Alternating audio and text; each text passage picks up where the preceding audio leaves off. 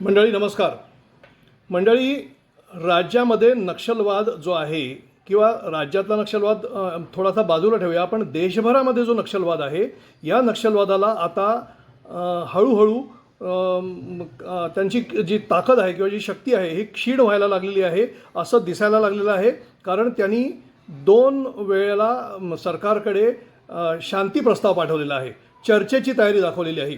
आत्ता त्यांचा जो एक प्रमुख आहे ज्याचं नाव आहे अतुल असं त्याला म्हणतात, त्यांना अनेक उपनावं असतात कारण खरी ओळख ते लोकांसमोर आणत नाहीत किंवा सांगत नाहीत.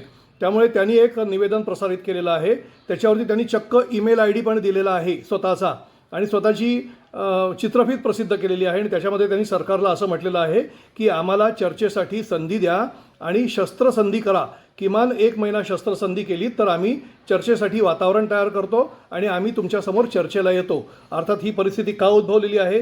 कारण 2014 पासून सरकारने नक्षलवादाच्या विरोधामध्ये झिरो टॉलरन्स नावाची जी स्थिती आहे ही स्वीकारलेली किंवा ही रणनीती स्वीकारलेली आपल्याला पाहायला मिळालेली आहे. आपण यापूर्वी जर पाहिलं असेल तर पारवरती पश्चिम बंगाल असेल, ओरिसा असेल, बिहार असेल, झारखंड असेल, मध्य प्रदेश, आता छत्तीसगड, तेलंगणा, आंध्र प्रदेश आणि महाराष्ट्र या सगळ्या आणि काही प्रमाणामध्ये कर्नाटक देखील, या सगळ्या राज्यांमध्ये नक्षलवाद मोठ्या प्रमाणामध्ये फोफावलेला होता.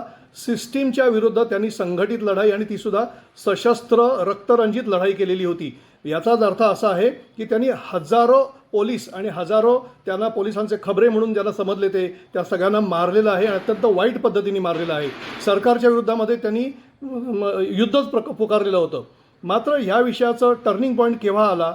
ज्या वेळेला ती चळवळ जी आहे ती नक्षलवादी न राहता ती माओवादी झाली. माओवादीचा अर्थ असा आहे की देशाच्या सत्तेला धोका निर्माण करणारी किंवा देशाची सत्ता उलथवून टाकण्यासाठी जे क्रांती करतात किंवा ते रक्तरंजित क्रांती करतात ते माओवादी समजले जातात. आणि त्यांच्याकडे चीनी बनावटीच्या, पाकिस्तानी बनावटीची शस्त्र सापडली, बॉम्ब सापडले. मी या संदर्भामध्ये नक्षलवादी भागामध्ये जाऊन पूर्वी रिपोर्टिंग केलेलं आहे, तिथल्या समस्या जाणून घेतलेल्या आहे, म्हणून मी थोडीशी अधिक माहिती देऊ शकतो.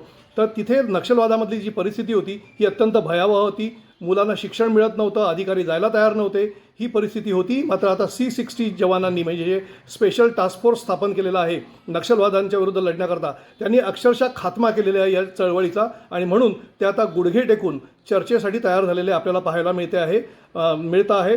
त्यांची जी इच्छा असेल खरोखर चर्चा करण्याची तर सरकारने त्यावरती विचार जरूर करावा. सरकार विचार करेल नाही करेल आपल्याला माहिती नाही, परंतु नक्षलवादाची चळवळ जी आहे ती सध्या क्षीण झालेली आहे हे या निमित्ताने निश्चितपणे दिसून येत आहे.